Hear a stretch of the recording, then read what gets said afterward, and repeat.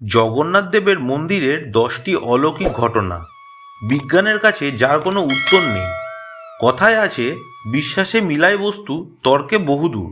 প্রাচীন ভারতের ঐতিহাসিক স্থানগুলির মধ্যে অধিকাংশই এখনো পর্যন্ত নানা রহস্য বহন করে চলেছে, যার রহস্যের নেই কোনো কিনারা। এদের মধ্যে অধিকাংশই হিন্দু মন্দির বা ধর্মীয় স্থান। উড়িষ্যায় নির্মিত পুরীতে অবস্থিত জগন্নাথের মন্দির। এই জগন্নাথ মন্দিরকে হিন্দুদের 4 ধামের মধ্যে একটি গুরুত্বপূর্ণ ধাম বলা হয়। কয়েক হাজার বছর পুরনো এই মন্দিরের লক্ষ ভক্তের সমাগম লেগেই থাকে সারা বছর। 1174 সালে মন্দির সংস্কার করে বর্তমান রূপ দেওয়া হয় মন্দিরকে। আপাতদৃষ্টি সাধারণ মনে হলেও এই মন্দিরে এমন কিছু রহস্য আছে যা আজও উদ্ঘাটন করা সম্ভব হয়নি। এই সব ঘটনার নেই কোনো বৈজ্ঞানিক তাৎপর্য কি সেই রহস্য। পুরীর মন্দির ঘুরে এসেছেন, তবু অনেকেরই অজানা। তো চলুন শুরু করা যাক। নাম্বার 1, মন্দিরের চূড়ায় লাগানো পতাকাটি ওড়ে হাওয়ার গতিবেগের বিপরীতে। সন্ধ্যার পর যখন সমুদ্রের দিক থেকে হাওয়া বয়, পতাকা দিক পরিবর্তন করে উঠতে শুরু করে। কিভাবে এই ঘটনা ঘটে, আজও তার উত্তর পায়নি বিজ্ঞান। নাম্বার 2, এরপর আপনাকে অবাক করে দেবে মন্দিরের চূড়ায় বসানো সুদর্শন চক্র।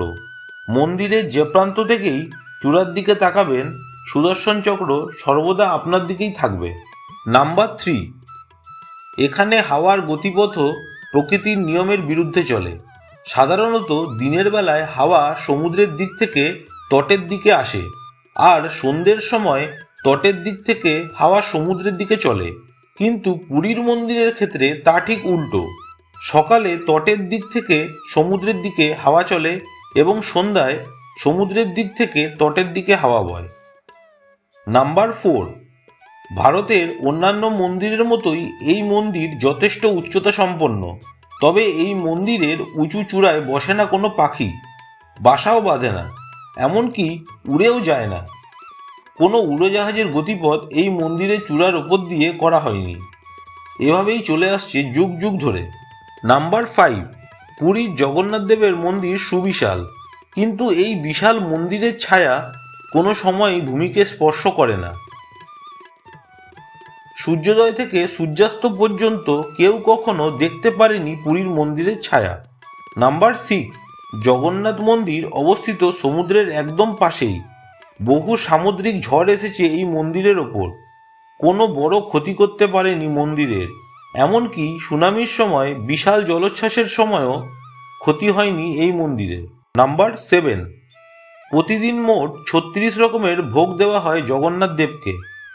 7টি বিশাল মাপের হাঁড়ি পরপর বসানো হয় আগুনের ওপর, আর তাজ্জবভাবে সবচেয়ে উপরের হাঁড়িতে খাবার সবার আগে তৈরি হয়।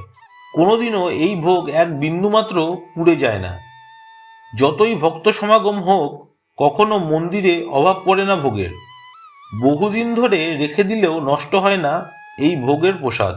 নাম্বার 8, ভোগ রান্নার সমস্ত আনাজ আসে মন্দিরের নিজস্ব জমিতে চাষ করা ফসলের থেকে।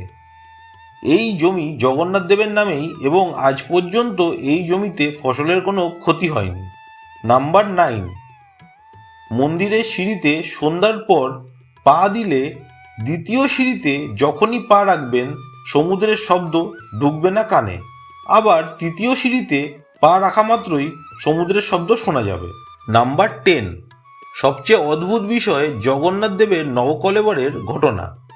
সাধারণত কোনো মন্দিরের মূর্তি তৈরি হয় পাথর দিয়ে, না হয় ধাতু দিয়ে, কিন্তু পুরীর জগন্নাথ, বলরাম, সুভদ্রা এই 3 জনের মূর্তি কাঠের তৈরি।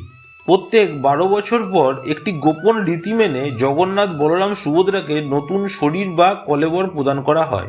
সর্বশেষ বলে রাখা দরকার, পুরীর জগন্নাথ মন্দিরের চূড়ায় রোজ উঠে পতাকা লাগাতে হয়।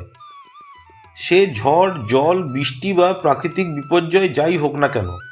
প্রায় 30 কেজি ওজন নিয়ে খালি পায়ে ওই মন্দিরের চূড়ায় উঠতে হয়।